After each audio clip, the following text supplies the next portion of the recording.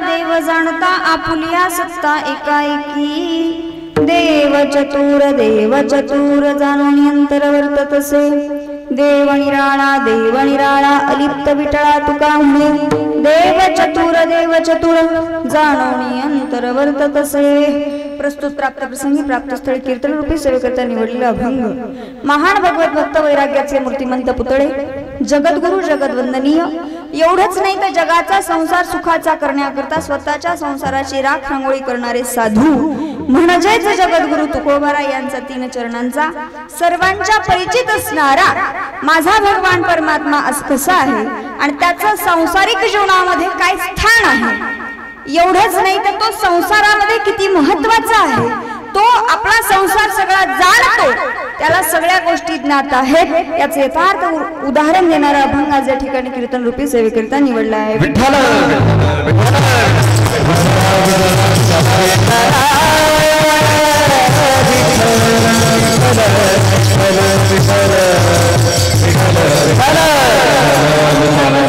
अल्पसा परिहार देणं वक्त्या साध्य कर्तव्य या न्यायाने आपल्या गावामध्ये आपल्या काटेगाव या गावामध्ये अखंड हरिनाम सप्ताह व ज्ञानेश्वरी पारायण सोहळा वैकुंठवासी हवप श्री बोधले महाराज वैकुंठवासी हवप श्री चकोर महाराज व वैकुंठवासी हवप मोहन भगवान माळी व वैकुंठवासी हवप श्री अंकुश महाराज यांच्या कृपाशीर्वादाने व समस्त तरुण मंडळ काटेगाव ग्रामस्थ यांच्या वतीने यांच्या सहकार्याने हा आपल्या गावामध्ये भव्य दिव्य असा अखंड हरिनाम सप्ताह आणि या सप्ताहाचं नियोजन सर्व ग्रामस्थांनी केलेले आहे या ठिकाणी सर्व तरुण मंडळ असेल गावातील ग्रामस्थ असतील एवढंच नाही तर सर्व गावातील लोक सर्वांच्या सहभागातून या सप्ताहाचं आयोजन नियोजन आणि प्रयोजन आणि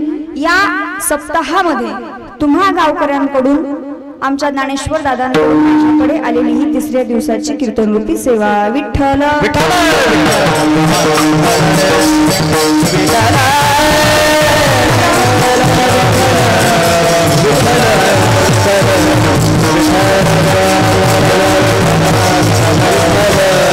आता कीर्तनाला सुरुवात करण्यापूर्वी काही सूचना मला तुम्हाला अशा द्यायच्या आहे आपण सगळे कशाला आलेलो आहोत कशाला कीर्तनाला आला आहात बोलायचं कोणीही नाही पहिला नियम तुम्ही म्हणाला तर हा काही नियम कारण मी नाही सांगत कीर्तने बैसोनी बडबडे जो कोणी बेडोके होऊनी जन्म घेई मग तुम्ही म्हणजाल भारतीताई आम्ही हळूहळू बोललं तर चालणार नाही का मग तुम्ही छोटा बेडूक होचाल विठ्ठल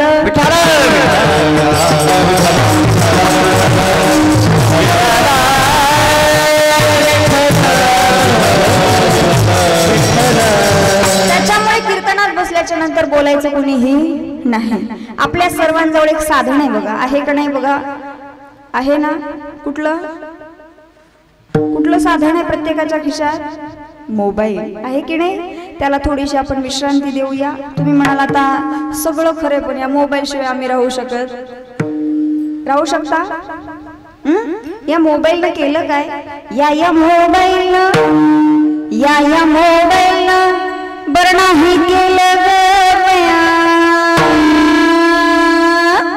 लोक खोट बोलायला लागली गया, लोक खोट बोलायला लागली गया.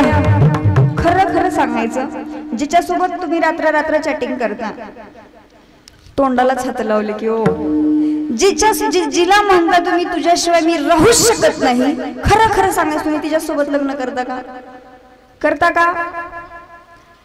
सांगायचंय मला एवढंच की तो मोबाईल थोडा वेळ आपण बंद करूया, थोडा वेळ त्याला विश्रांती देऊया. कारण 24 तास आम्ही मोबाईल वापरतो, बरोबर की नाही? तो मोबाईल 24 तास वापरण्याकरता त्याला कमीत कमी किती तास चार्जिंग लावावा लागतो? जास्त वॅटचा असेल तर 1 तास अर्धा तास, बरोबर? कमी वॅटचा असेल तर कमीत कमी 2 तास त्याला चार्जिंगला लावावा लागतो, बरोबर? मला सांगा, 22 तास मोबाईल वापरण्याकरता त्याला 2 तास चार्जिंगला लावावा लागतो, बरोबर आहे? किती? 22 तास त्याला वापरण्याकरता 2 तास चार्जिंगला लावावा लागतो. 365 दिवस हा जर मोबाईल चार्ज करायचा असेल तर कमीत कमी 8 दिवस तरी नामस्मरणाच्या चार्जिंगला लावला पाहिजे की नाही? जास्त नको, फक्त 8 दिवस. मग बघूया आपल्याला जमते का? 1 तासभर आपण थोडीशी त्याला विश्रांती देऊया आणि सर्वांगाचे कान करून कीर्तन श्रवण करा. आणि इथं ज्या वेळेला विठ्ठल विठ्ठल असं भजन होईल त्या वेळेला सर्वांनी तोंडाने टाळी वाजवायची आणि हाताने भगवान परमात्म्याचं नामस्मरण करायचं. काटेगाव आहे ना, बार्शी तालुका आहे. उलट झालं का? उलट नाही झालं, मी मुद्दाम म्हणून उलट म्हटले, कारण तुमची रेंज आहे का नाही चेक करावं लागतं. 5G आलंय ना, प्रत्येकाच्या खिशात आहे, पण ते 5G ची रेंज गेली की आमची सुद्धा रेंज, त्याला चार्जिंग नसली की आम्ही सुद्धा बेचैन होतो, बरोबर की नाही? सांगायचंय मला एवढंच, तुमची रेंज फुल असू द्या. तुमची रेंज फुल असेल तर कीर्तन तुम्हाला समजेल, अन्यथा कीर्तन डोक्याच्या वरून जायला वेळ लागणार नाही. म्हणून सर्वांना विनंती आहे, आपापसात न बोलता न झोपी जाता सर्वांगाचे कान करून कीर्तन श्रवण करा. विठ्ठल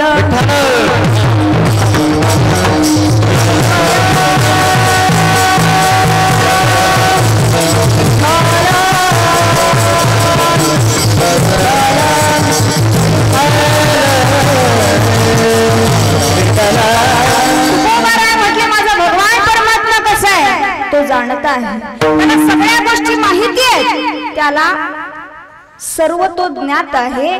पण मला सांगा, तो भगवान परमात्मा आम्ही टाकला कुठं? त्या भगवंताला आम्ही घेतला आणि कुठं टाकलं? देवधर्मासाठी पडील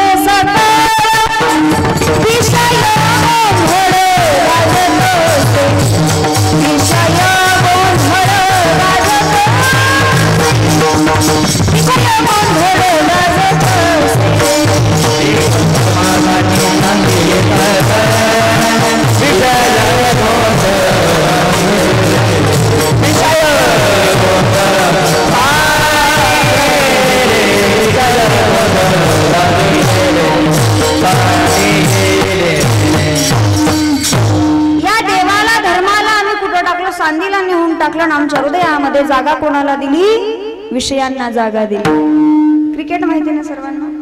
क्रिकेट एका ओव्हर मध्ये किती बॉल असतात? किती असतात? 6 असतात, बरोबर? नक्की बॉल एकच असते, 6 वेळेला टाकते, बरोबर आहे ना? बॉल एकच असतो, तो 6 वेळेला टाकला जातो. काम नावाचा बॉल आहे. काम नावाचा बॉल आपल्यावरती 6 वेळेला टाकला जातो. म्हणजे काम, क्रोध, मद, मत्सर, मोह हे जे षडविकार आहेत ते षडविकार आपल्यावरती चालून येत असतात. पण ते चालून येत असताना आपल्याकडे जी बॅट असते ती बॅट एवढी ताकदीची पाहिजे, एवढी नामस्मरणाच्या ताकदीची पाहिजे की समोरून येणारा बॉल कितीही फास्ट येऊ द्या, तो बॉल आपल्याला स्टेडियमच्या बाहेर मारता यायला हवा. कारण तो बाहेर मारल्याशिवाय आत भगवंताला जागा मिळेल का? तो भगवान परमात्मा आपल्या हृदयामध्ये साठवायचा आहे. साठविला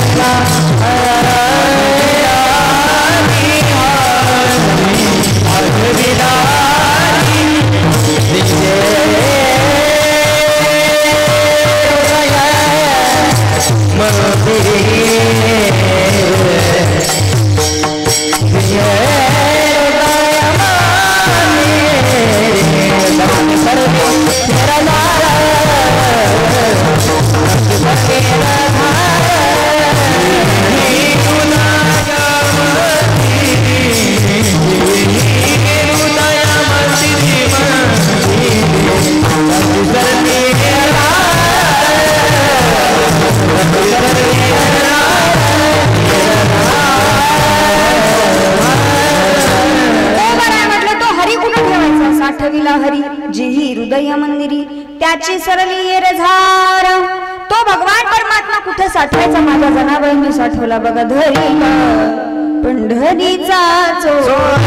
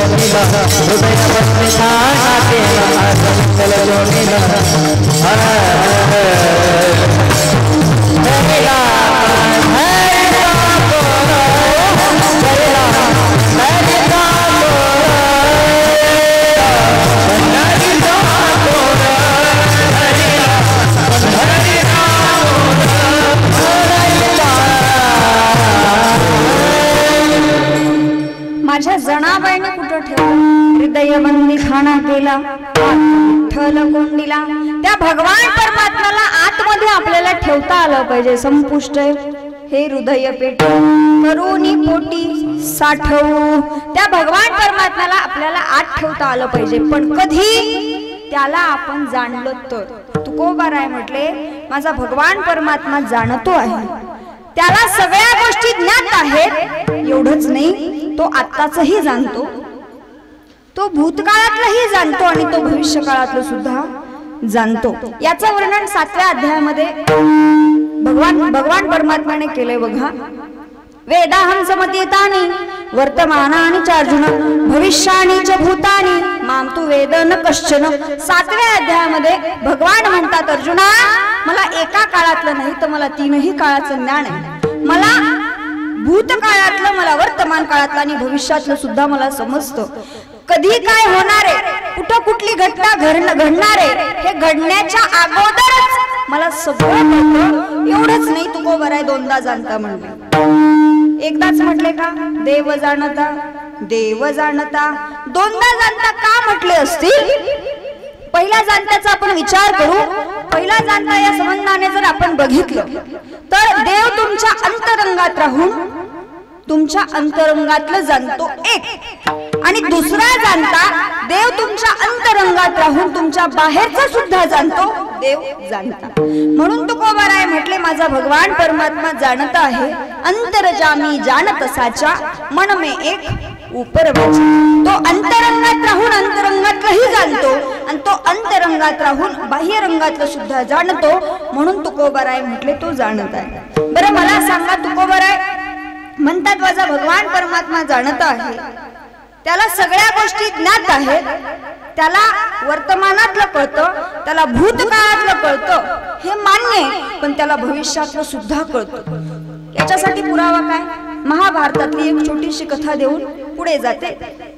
बघा, सदा सर्व काळ पांडवांच्या घरी माझा भगवान परमात्मा राहायला असायचा. द्वारकेचा राणा पांडवा घरी. सदा सर्व काळ वस्ती पांडवांच्या घरी माझ्या भगवान परमात्म्याची असायची. त्या ठिकाणी युद्धशाळेमध्ये घोडे हत्ती असायचे. मग त्या युद्धशाळेमध्ये एका हत्तीने तिच्या पिलाला जन्म दिला आणि जन्म दिल्याच्या नंतर धर्मराजाने सांगितलं, देवा आपसुकच तुम्ही इथं आलेला आहात तर त्या हत्तीच्या पिलाचं नाव तुम्हीच ठेवा. आत्या बोलवणं नग, कुणी दुसरं बोलवणं नग, तुम्ही इथं आहात तर तुम्हीच नाव ठेवा. देवानं मागचा पुढचा विचार न करता त्या हत्तीच्या पिलाचं नाव अश्वत्थामा हे ठेवलं. अश्वत्थामा नाव ठेवल्याच्या नंतर तिथं असणाऱ्या सगळ्या लोकांना प्रश्न पडला, हे काय नाव? देवानं सांगितलं, काहीच काळजी करू नका, याचा आपल्याला भविष्यामध्ये उपयोग होणार आहे. काही काळानंतर युद्धाची परिस्थिती निर्माण झाली. युद्धाची परिस्थिती निर्माण झाल्याच्या नंतर द्रोणाचार्यांना हरवायची वेळ आली आणि द्रोणाचार्यांना हरवायची वेळ आल्याच्या नंतर भगवान परमात्म्याने सांगितलं, तुम्ही त्या ठिकाणी अश्वत्थामा मेला अशी गदारोळ उठवा, अशी अफवा उठवा की अश्वत्थामा मेला. त्या ठिकाणी सगळीकडं अफवा पसरली की अश्वत्थामा मेला, अश्वत्थामा मेला. आणि ही बातमी ज्यावेळेला द्रोणाचार्यांना कळाली, नरोवा कुंजरोवा अश्वत्थामा हतहा, अश्वत्थामा मेला, अशी ज्यावेळेला गदारोळ अशी अफवा त्यांच्या कानावरती गेली, त्यावेळेला धनुष्यबाण त्यांच्या हातामध्ये होता. त्यावेळेला ते धनुष्य द्रोणाचार्यांच्या हातातून गळून पडलं आणि द्रोणाचार्यांच्या हातातून ते धनुष्य गळाल्याच्या नंतर द्रोणाचार्यांना वाटलं आता बरं झालं. म्हणजे अफवा खरी ठरली की तो मेला, पण वास्तविक पाहता तो जिवंत होता. सांगायचं एवढंच की अश्वत्थामा हे नाव ऐकताच पुढची येणारी परिस्थिती आटोक्यामध्ये आली. पुढचं येणारं वादळ भगवान परमात्म्याला आधीच कळलं होतं की अश्वत्थामा या नावामुळेच पुढची घडणारी परिस्थिती आटोक्यात येणार आहे. म्हणून माझा भगवान परमात्मा जाणत आहे अभंग. देवदान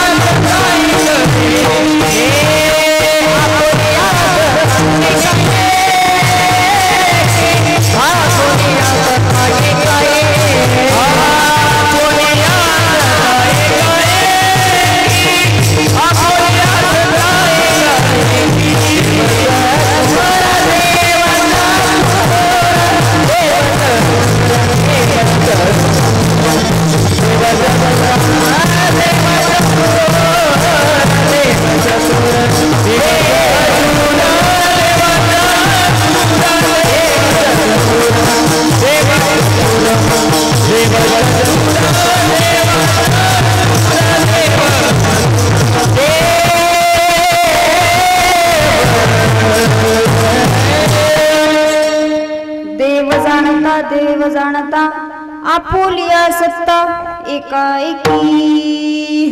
भगवान परमात्मा एवढा जाणता आहे. किती जाणता आहे? जन्मला त्या बापानं उकळत्या तेलामध्ये टाकावं आणि त्या उकळत्या तेलाची फुलं व्हावी. त्या उकळत्या तेलामध्ये फुलाच्या रूपानं जाऊन माझा भगवान परमात्मा बसावा इतका माझा भगवान परमात्मा जाणत आहे. पण ते जाणते पण कधी आहे? जेव्हा तुम्ही त्याचं नामस्मरण कराल तेव्हा. त्या नामस्मरणामध्ये एवढी ताकद आहे की माझ्या भक्त प्रल्हादाच्या मुखावाटे फक्त आणि फक्त एकच नाम असायचं, नारायण नारायण श्रीमन्नारायण नारायण नारायण नारायण श्रीमन्नारायण नारायण नारायण श्रीमन्नारायण नारायण नारायण श्रीमन्नारायण नारायण नारायण नारायण नारायण श्रीमन्नारायण नारायण नारायण. त्या भगवान परमात्म्याचं नामस्मरण माझ्या भक्त प्रल्हादाच्या मुखामध्ये सतत आणि सतत असायचं. त्यावेळेला भगवान परमात्मा संकटाच्या वेळेला धावून येतात. असे तसे येतील का धावून? आपल्याला कधी देव आठवतो? कधी आठवतो? ज्या वेळेला तुम्ही शेतामध्ये जाता. शेतामध्ये गेल्याच्या नंतर अशा एवढं आबाळ आलेलं की बास, तुम्हाला शेजारी काय चाललंय हे सुद्धा दिसत नाही. तेवढ्यात तुमचा मोबाईल ऑफ व्हावा आणि तो ऑफ झाल्याच्या नंतर तुमच्या हातामध्ये बॅटरी नाहीये, काही नाहीये, तुमच्याकडे गाडी नाहीये.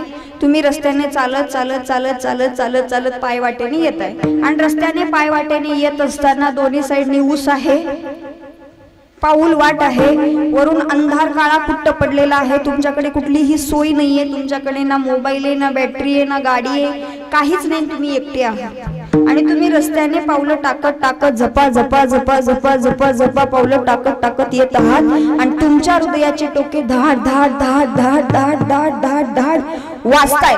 त्यावेळेला तुम्हाला कोण तुमची बायको आठवेल का? आठवेल का? त्यावेळेला तुम्हाला कोण आठवेल? तुमच्या मुखामध्ये काय असेल? राम राम राम राम राम राम राम राम राम राम. मग रामाने सुद्धा म्हणलं पाहिजे मर मर मर मर मर. कधी देव आठवतो आम्हाला? ज्या वेळेला आमच्यावरती संकट असतं तेव्हाच देव आम्हाला आठवतो. सुखामध्ये देव आठवतो का? आठवतो का? सुख आलं कुणी केलंय? चांगलं झालं कुणी केलंय? मी केलं. वाईट झालं देवाला शिव्या द्यायला सुद्धा कमी करत. भगवान परमात्म्याने आपल्याला हा नरदेह दिला, तो जाणत आहे. आपल्याला नरदेह दिला पण तो नरदेह देत असताना त्याच्या पाठीमागे काहीतरी प्रयोजन असेल. नरदेह दुर्लभ जाणारे तुम्ही वासुदेव वासुदेव. नरदेह दुर्लभ जाणारे तुम्ही वासुदेव वासुदेव. नरदेह दुर्लभ जाणारे तुम्ही वासुदेव वासुदेव. दुर्लभ जाणारे तुम्ही वासुदेव वासुदेव. सत्वर साधी गणनारे तुम्ही वासुदेव वासुदेव. सत्वर साधी गणनारे तुम्ही वासुदेव वासुदेव. सत्वर साधी गणनारे तुम्ही वासुदेव वासुदेव. वरचारी गणनारे तुम्ही वासुदेव वासुदेव. हे सूर्याचा बाप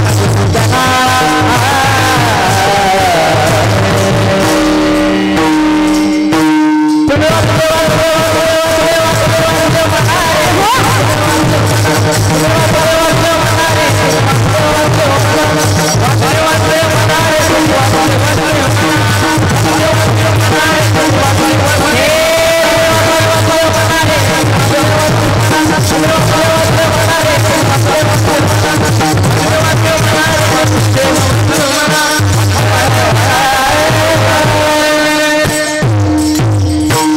नरदेह दुर्लभ जाणा, शतवर्षाची गणना, त्यामध्ये दुःख यातना. तुम्ही आठवा मधुसूदना, तुम्ही वासुदेव वासुदेव म्हणा. भगवान परमात्म्याचं नामस्मरण घेतो का आपण? घेतो का? आता सध्या प्रत्येक जण झालाय बिझी. म्हणून प्रत्येक गोष्ट वाटायला लागली इझी. पण मला सांगायचे, तुम्हाला प्रत्येक गोष्ट जरी इझी वाटत असली तरी देव तुम्हाला इझी भेटणार आहे का? तुकडोजी महाराज म्हटले, मनी नाही भाव म्हणे देवा मले पाव, मनी नाही भाव म्हणे देवा मले पाव, देवा शान पावायचं नाही, देव बाजाचा भाजीपाल नाही.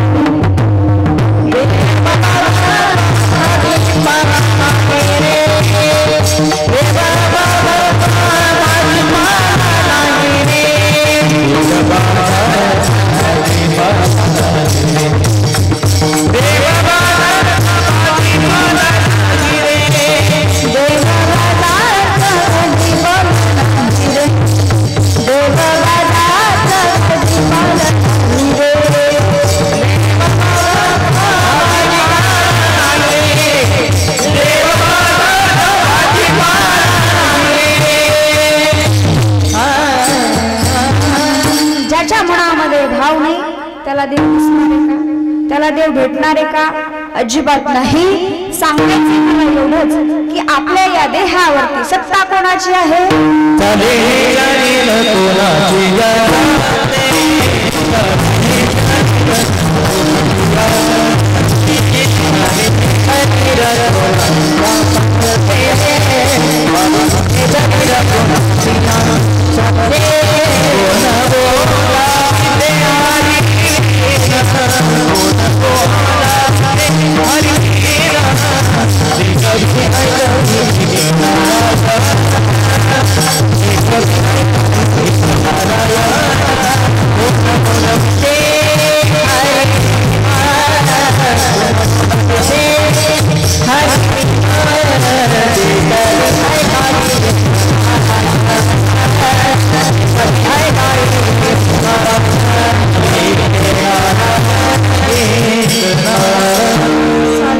शरीर कोणाची आसते कोण बोलावितो हरिवीर. परवा असंच कीर्तनामध्ये म्हटले, चाले हे शरीर कोणाची आसते, खालून लोक म्हणायला लागली दोन पायाची सत्ते. आता मला सांगा, हे दोन पाय चालवणारा जर अब्सेंट असेल, काय हे दोन पाय चालवणारा जर अब्सेंट असेल तर पाय प्रेझेंट राहतील का?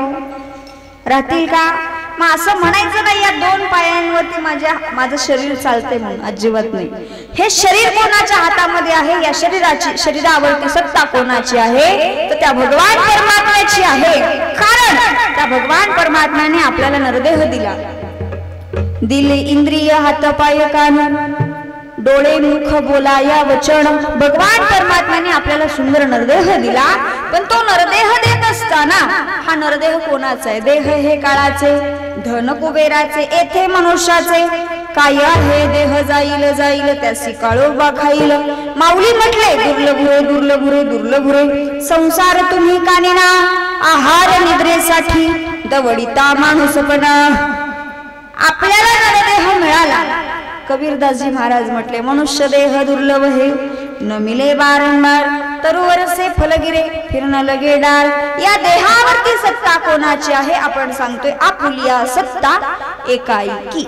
माझ्या भगवान परमात्म्याची सत्ता आहे. कारण माझा भगवान परमात्मा जाणत आहे. तुकोबाराय म्हटले, तो जरी जाणता असला तरी लोक त्याला मानायला तयार नाही.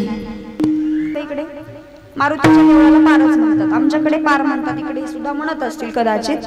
पारावरती तुम्ही दर्शन घ्यायला आले आणि दर्शन घ्यायला आल्याच्या नंतर समजा जर तुम्हाला तुमचा सोयरा भेटला, तुमचा पाहुणा तुम्हाला भेटला, तुम्ही त्याला काय म्हणता? काय म्हणता? राम राम म्हणता. कितीदा राम राम म्हणता? दोनदाच का म्हणता? तीनदा का नाही म्हणत? कधी विचार केला का? नाही ना केला? सांगेन मी तुम्हाला. बघा, दोनदाच राम राम म्हणता. बाबा, तुझ्यातल्या आतल्या रामाला सुद्धा नमस्कार आहे आणि माझ्या आतल्या रामाला सुद्धा नमस्कार आहे. म्हणून राम राम विठ्ठल.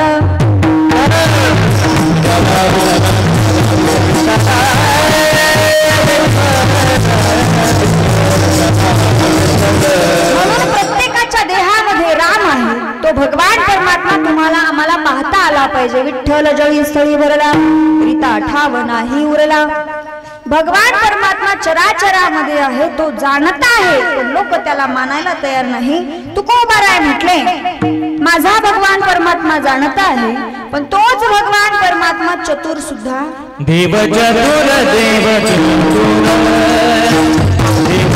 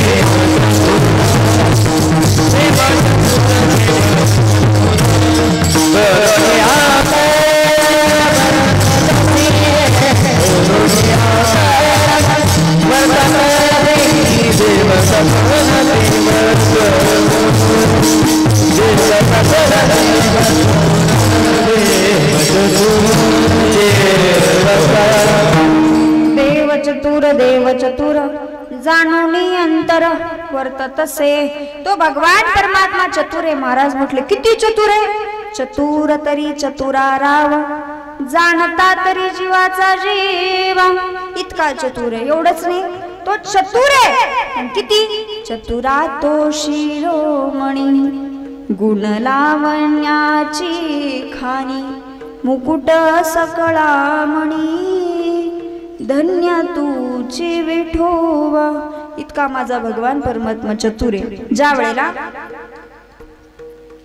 दुर्योधन बैराम दादांची यथायोग्य सेवा करून, यथाशक्ती त्यांची सेवा करून, ज्या वेळेला दुर्योधनाचा विश्वास बैराम दादांचा विश्वास दुर्योधनाने जिंकला आणि दुर्योधनाने बैराम दादांचा विश्वास जिंकल्याच्या नंतर शकुनीने सांगितलं, त्यांचा विश्वास जिंकला की एकच काम करायचं, फक्त सुभद्रेचा हात तू मागून घ्यायचा.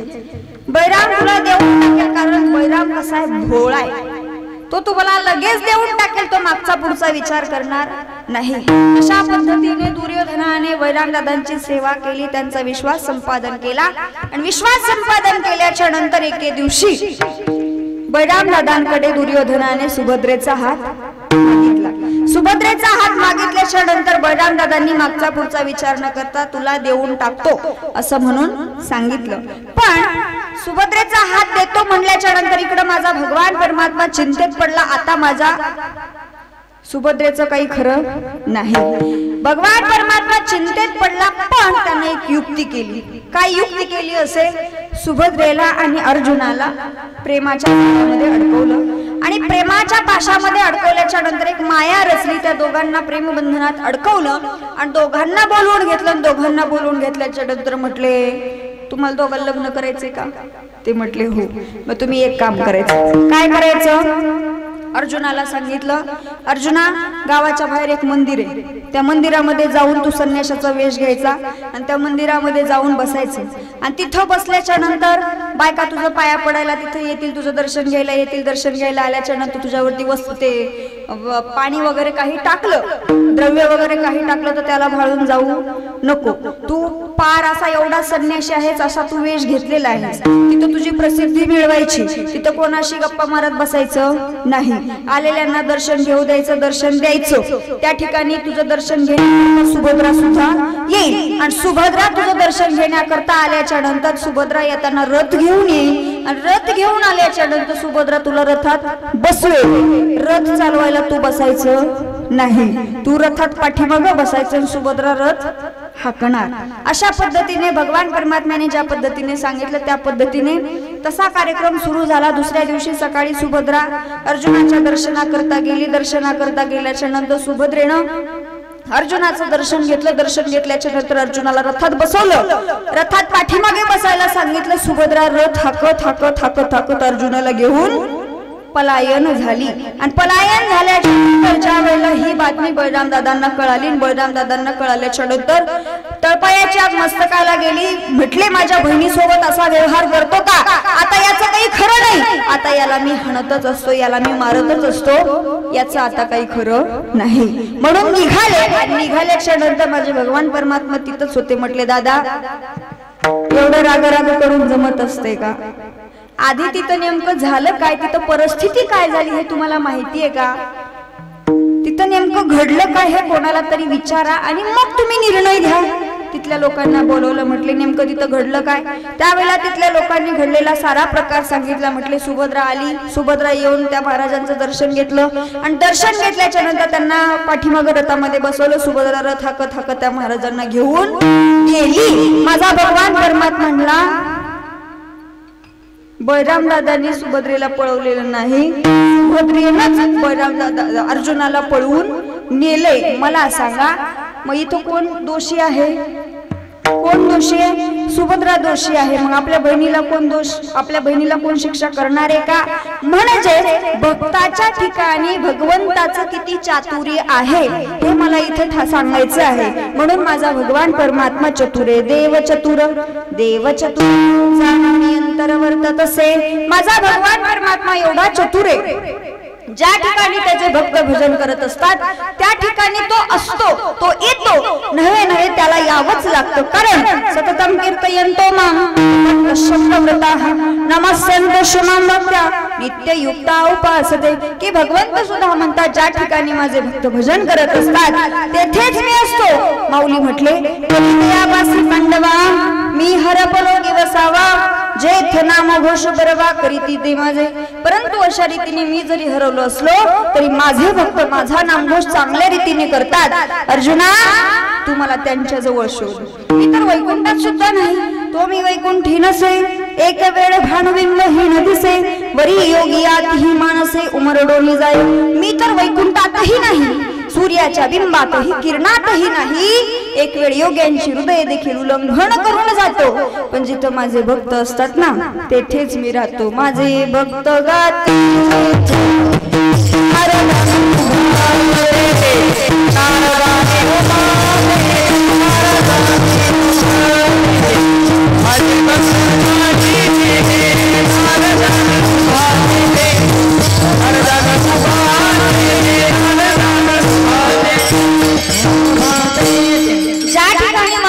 भजन करत असतात ना तेथेच मी असतो. माझे भक्त गाती जे नारदामी उभा तेथे. सर्वांना विनंती आहे एकदा हात वरती करा, आपण प्रेमाने भजन करू. महिला मंडळ पुरुष मंडळ लांब बसलेले जवळ बसलेले गुडघे आखलेले गुडघे लंबवलेले टेकून बसलेले गाडीवर बसलेले गाडीच्या खाली बसलेले टू व्हीलर वर बसलेले मंडपात बसलेले मंडपाच्या बाहेर बसलेले कट्ट्यावर बसलेले वाट्यावर बसलेले मंदिरात बसलेले सर्वजण मोबाईल घेऊन बसलेले पबजी खेळत असलेले तंबाखू चोरत असतील ते चुना लावत असतील ते सगळे सर्वांनी हात वरती करायचे. ताठ महिला मंडळ राहू द्या असंच यायचं का चार करायची का सुरुवात करायची सुरुवात हात कुठे करायची सुरुवात हो तरी म्हणा पाऊली खेळायची सर्वांनी. विठोबा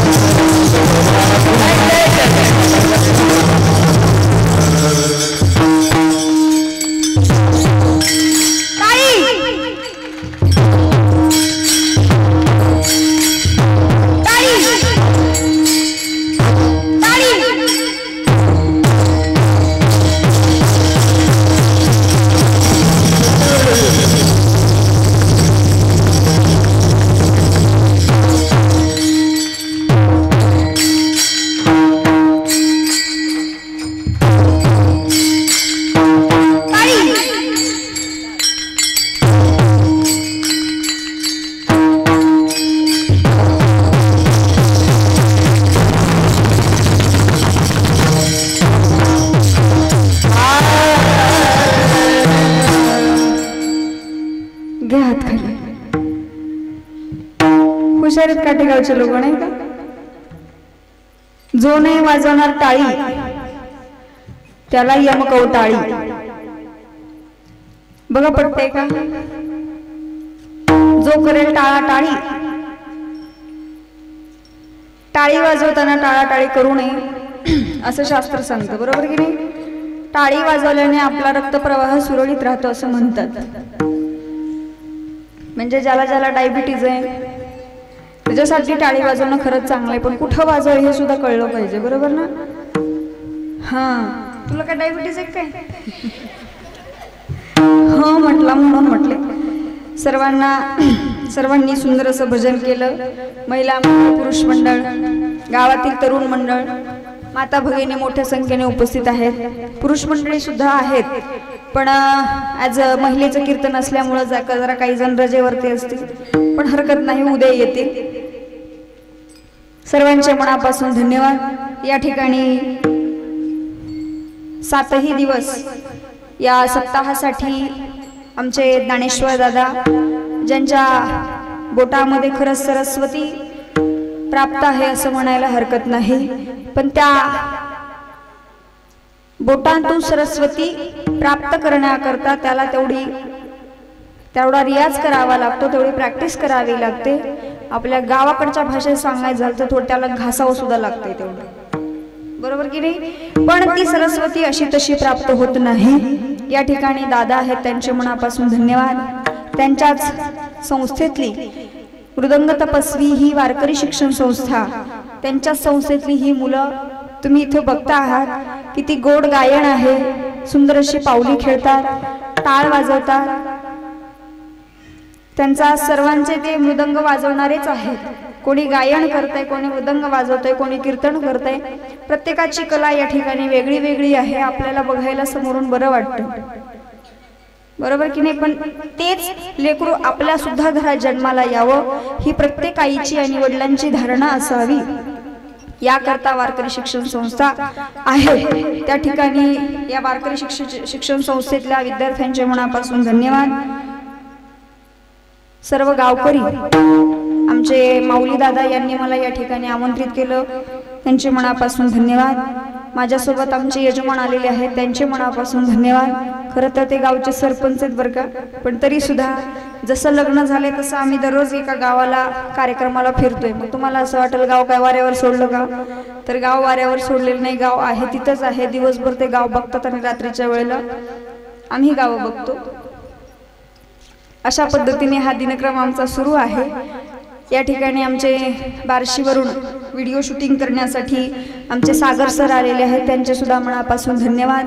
माझा आवाज ज्यांच्यामुळे तुमच्यापर्यंत पोहोचतोय अशी सुंदर अशी माईक सिस्टीम ज्या दादांची आहे त्यांचे सुद्धा मनापासून धन्यवाद. पत्रवाळ्या चटया टाकणारापासून पत्रवाळ्या उचलणारापर्यंत सर्वांचे मनापासून धन्यवाद. या सप्ताहाची जी कमिटी असेल त्या कमिटीचे मनापासून धन्यवाद. जर कोणी राहिलं असेल, विण्यावाले बाबा असतील, सर्वांचे मनापासून धन्यवाद. आता थोडंसं अभंगाकडे येऊ. आता धन्यवाद फार झाले, बरोबर की नाही? तुकोबाराय म्हटले, माझा भगवान परमात्मा जाणत आहे. तो जाणत आहे पण लोक त्याला मानायला तयार नाही.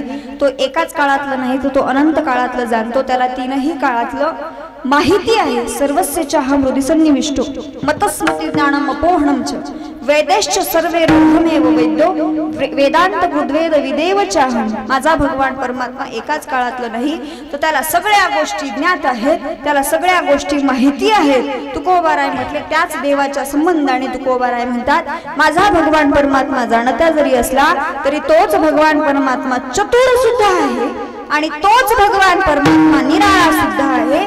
निराळा या शब्दाचा अर्थ तुकोबारायांनी सांगितला, तो वेगळा आहे, तो सगळ्यांपेक्षा वेगळा. म्हणजे काय?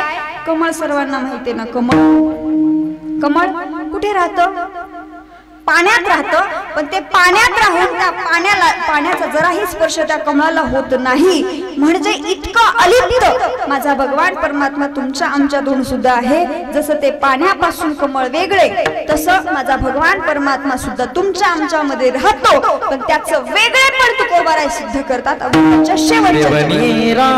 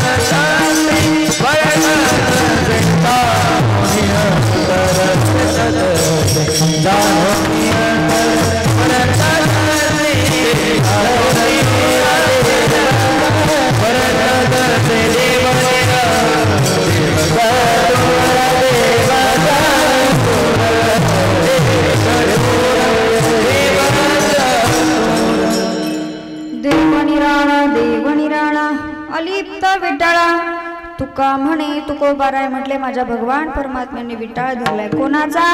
जे लोक व्यसन करतात त्यांचा, जे लोक अधोगतीला जातात त्यांचा, जे लोक अडकीचा मार्ग स्वीकारतात त्यांचा, जे लोक या मुखावाटे भगवान परमात्म्याचं नामस्मरण करत नाही ना त्यांचा. माझा भगवान परमात्मा निराळा म्हटले. निराळा म्हणजे वेगळा आहे.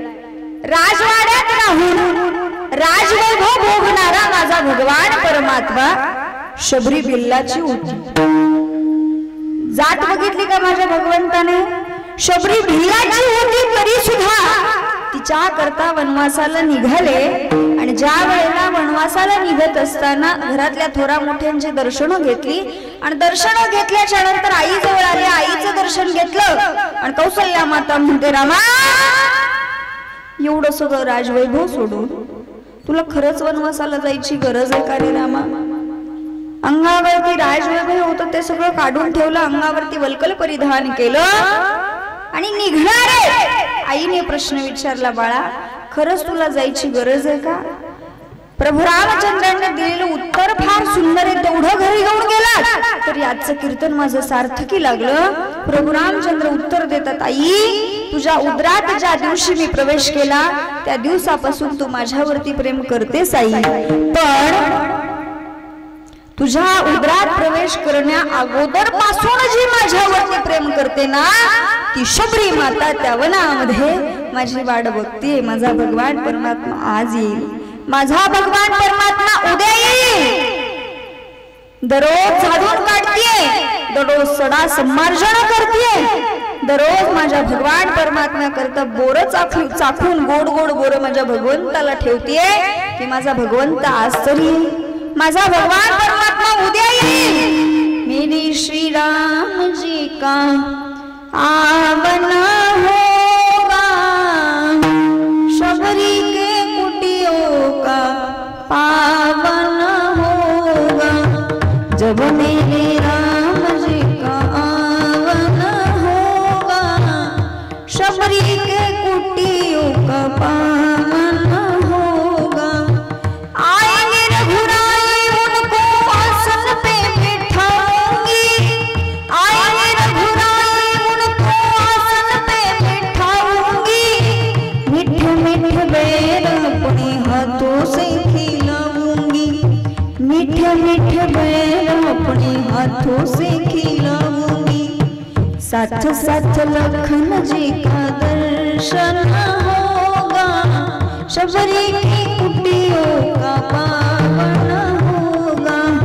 माझा भगवान परमात्मा एवढा निराळा आहे, एवढा वेगळा आहे की राजघराण्यामध्ये राहून सुद्धा भिल्लाचा भक्त असून सुद्धा त्यानं वेगळेपण धरलं नाही, त्यानं विटाळ धरला नाही, तो त्या भक्ताकरता धावून गेला कारण तो निराळा। तुकोबाराय म्हटले देव निराळा, देव निराळा अलिप्त विटाळा, तुका म्हणे ज्ञानेश्वरा।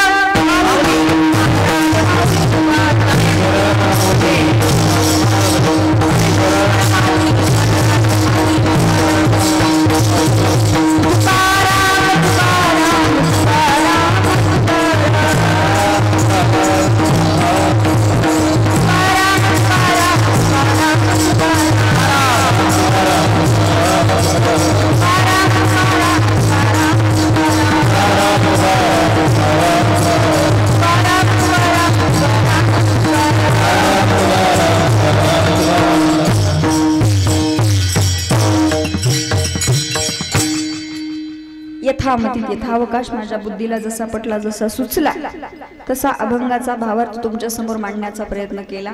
जाता जाता फक्त एवढंच सांगेन, आई वडिलांची सेवा करा। आई म्हणजे काय असते? आई म्हणजे भाजीतलं मीठ पहिलं विद्यापीठ हक्काचं व्यासपीठ असते।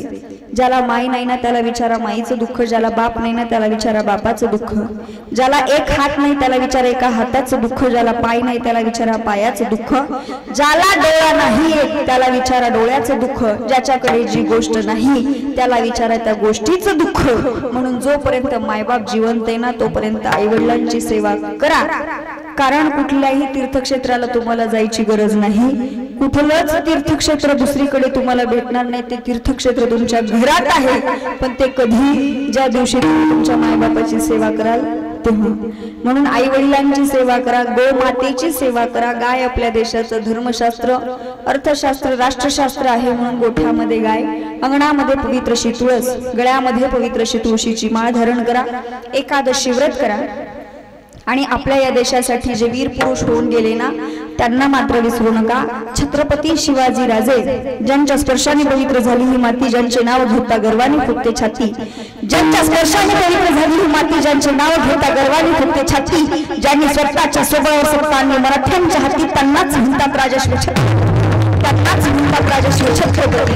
छत्रपती शिवाजी राजे धर्मवीर संभाजी महाराज ज्यांच्यामुळे आज आपण इथे बसलोय, त्या राजांना विसरून कसं चालेल? त्यांची जयंती तुम्ही आम्ही साजरी करतो, पण ती जयंती साजरी करत असताना त्या जयंती साजरी करण्यापाठीमागे आमचा उद्देश काय असतो, जगाला आम्ही काय दाखवतो आणि त्या पाठीमागे आमची वागणूक काय असते। पुढे माझ्या राजाची जयंती चालू असते, पुढे माझ्या राजाचा पुतळा आहे आणि त्या राजाच्या पुतळ्यांच्या समोर, त्या राजांच्या प्रतिमेसमोर माझा मावळा नाचतो कसा, आणि तो नाचत असताना त्या राजाच्या मावळ्याची आई म्हणते नाही माझा पप्पा कसा नाचतो। आता मला सांगा, त्या आईला माझं एक सांगणे, आई तो पप्प्या आज नाचतोय, पण जो पप्प्या आज नाचतोय ना तोच पप्प्या तुला त्याच्या तालावर एक ना एक दिवस नाचवल्याशिवाय राहणार नाही। म्हणून मुलांवरती चांगले संस्कार करा, काहीच नाही केलं तरी चालेल, पण आपली पोरं बिघडणार नाही ना याची काळजी, याची दक्षता प्रत्येकाने घ्यायला हवी। कारण छत्रपती छत्रपती शिवाजीराजे जन्माला यावे असे वाटतात, पण ते माझ्या घरात नको, शेजारच्या घरात. एखादा सैनिक जन्माला यावा असं वाटतं, एखादा वीर पुरुष जन्माला यावा असं वाटतं, तो माझ्या घरात नको, तो शेजारच्या घरात. ही आमची वृत्ती आहे. त्यामुळे आमची प्रवृत्ती बदलायला तयार नाही, आणि जोपर्यंत प्रवृत्ती बदलणार नाही तोपर्यंत छत्रपती शिवाजीराजे जन्माला येणार नाही. छत्रपती शिवाजीराजे जन्माला येतील, आई आधी तुला जे जाऊ होऊ लागेल.